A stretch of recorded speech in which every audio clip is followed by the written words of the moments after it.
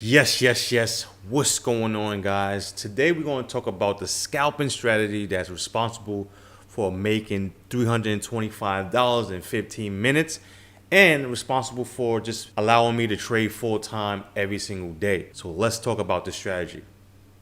Now, the formula that I use every single day is ELEE. ELE, right?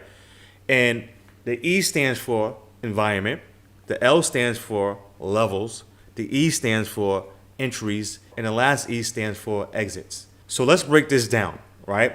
Now, the first thing you need to understand is the environment. So, what do I mean when I say environment? Well, we're talking about market structure. Now, the reason why I didn't use the word market structure is because when someone hears that, automatically they probably thinking about maybe higher highs or higher lows. And I don't want you to think about the market that way. Yes, I want you to know about it, but when it comes to trading, I don't want you to only think about that. Now, the environment is basically what is the market doing right now, okay? That is the best way to understand the market. Are we in a reversal environment? Are we in a breakout environment? Are we in a trending environment? Are we in a ranging environment? And once you understand these things, you can actually take your trading to the next level because guess what? If you don't, then you're going to get stuck in one environment and not understand the rest of the environments. A good example is 2020. A lot of people got used to 2020 because we were in a very trending bullish environment. And when things changed in 2021, people was complaining saying, oh, I can't believe it. The market is choppy. My strategies are not working no more. What's going on? And that's because their strategy was based on one environment. You have to understand the different environments because if you don't, you will always be on the wrong side. So environment is market structure, right? And I always tell people market structure is king. So environment is king. Volume profile is not king. Time and sales or level 2 is not king. Whatever concept you're using is not king. Risk management, believe it or not, is not king. Because guess what? If you are always on the wrong side, it doesn't matter how good your risk management is, eventually you are going to lose because you are on the wrong side. So a good example is, let's say that, you want to take a supply trade, right? So right here, you're looking at the market, you say, oh, wow, I see a nice supply right here. Let me go short, okay? And then you go short, it works a little bit, boom, you get stopped out. You say, okay, what about this supply right here? All right, let me take this supply. Okay, boom, we got a supply right here. Oh, boom, take this supply, boom, you get stopped out. Oh, what about this supply right here? Oh, let me take this one. I think this one is pretty good. Oh. Okay, boom, it worked a little bit, and boom, you get stopped out. Oh, what about this supply? Okay, I think this supply right here is better. Let me take this supply. Okay, boom, you take the supply, works a little bit, boom, you get stopped out. So if you don't understand that we are in a trending market, right, it doesn't matter what you use. You're always going to be wrong because you are on the wrong side. Now, it's not just only understanding the different environments. It's actually understanding what environment you trade the best in, okay? So when it comes to, looking at the market, you're going to realize for some reason when it comes to the reversal environment, I make the most money when it comes to reversals. But if you don't understand the different environments, how are you going to know, what to look for? It's impossible. So this is why you have to write down and take notes while you are trading. And this is called professional trading, right? A strategy, I don't care what strategy you use, it's not going to make you a professional. What's going to make you a professional is a person that's taking notes while you are trading. Because when you take notes while you're trading, right, you're going to figure out, okay, I'm really good at this market, or I'm really good when I'm trading this type of environment, or I'm not as good when I'm trading, this time of the day, or when I'm trading trending markets, or whatever the case is. You're going to find that out when you're taking notes. And this is why it's very good to collect your stats. Now, I'm here to tell you guys, you're not going to find this out right away, okay? So you have to trade and gain experience, because when you gain experience, that experience, right, is going to tell you what you are good at and what you're not good at. And it's going to tell you, okay, maybe it's time to push it, or maybe it's time to maybe risk a little bit on this trade. Listen, believe it or not, a trader that uses a moving crossover strategy, if he or she has enough stats to understand when to take those trades, that strategy can work out. And that trader can actually become a professional trader using that moving crossover strategy. I know some of you guys are going to say, what? A professional trader? Yes. The reason why is because if you collect enough stats and you understand when to take the trades, when the best time to take those trades, and you are very specific with your strategy, that right there is what is going to make you a professional trader. And it's going to take your trading to the next level because you have your stats in front of you and you specifically know when to take that trade. See, a lot of people, when they test out strategies, like for example, let's say a moving average crossover strategy. I don't trade that strategy, but let's say that you test that strategy out, right? And you're going to see, if you test it out every single day, that's probably going to be a losing strategy. But if you really want to be a professional, that's not really how you test out a strategy, especially a strategy like that, right? When you test it out, you have to look at your winning days. And when you look at your winning days, you have to study those winning days and try to figure out when is the best time to take those trades. What environment is making those trades actually work out? And once you can understand that and be very specific when to take those trades and when not to take those trades, then you can actually become a professional trader and you can actually have a strategy that's working. Because if you just take a strategy, okay, this is why a lot of people will say, oh, breakouts doesn't work or this strategy doesn't work. It's because they are taking that strategy and trying to make it work every single day. And you can't do that, guys. You have to know when to do it.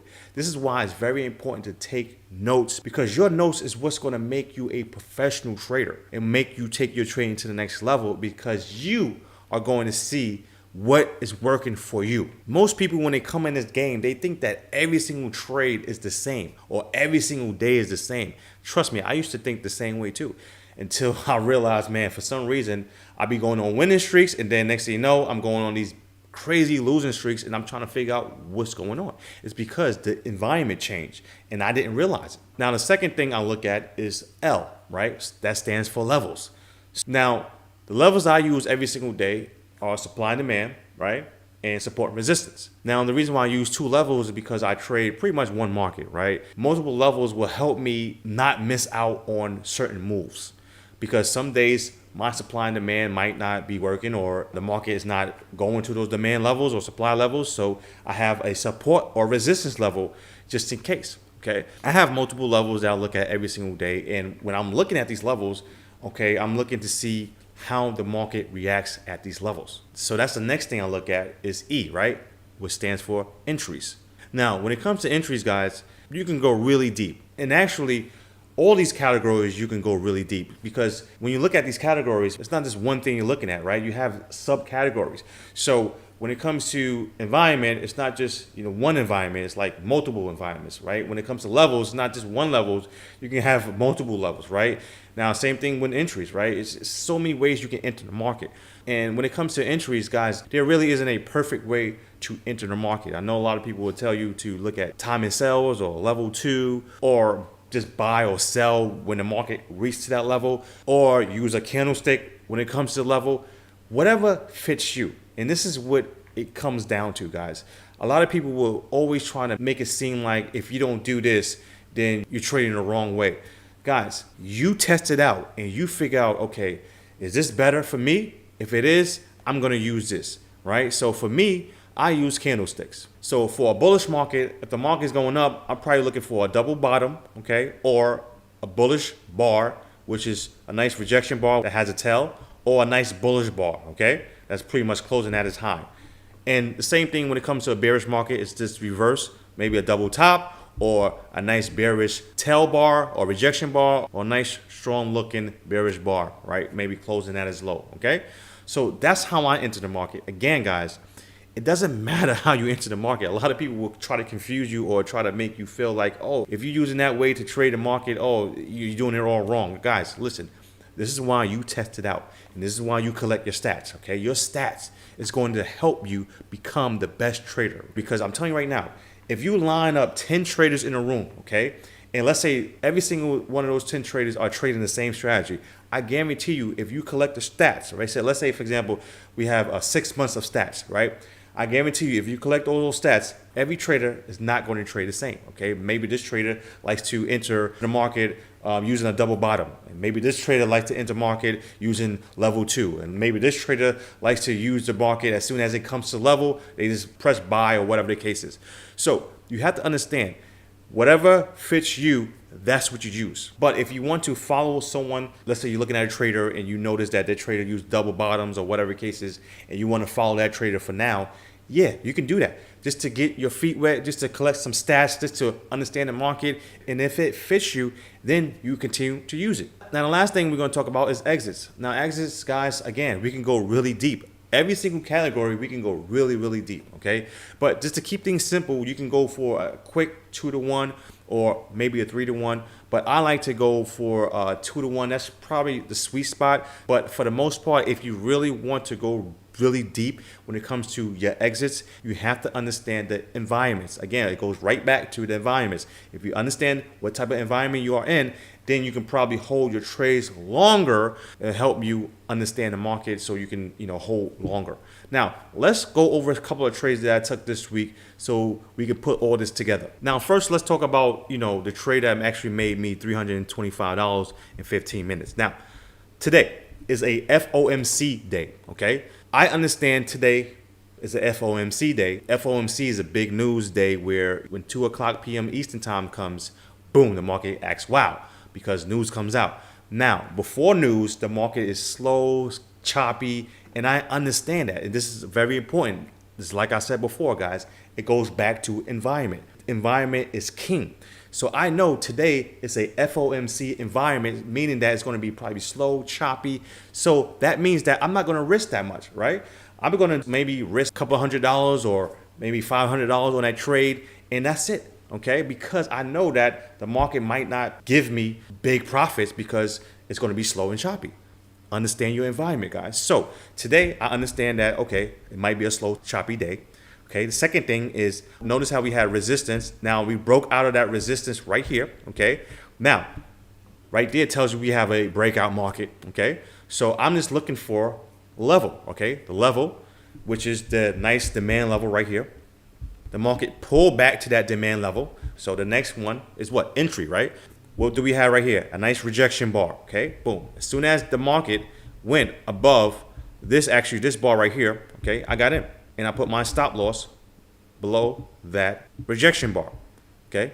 And I got out right here.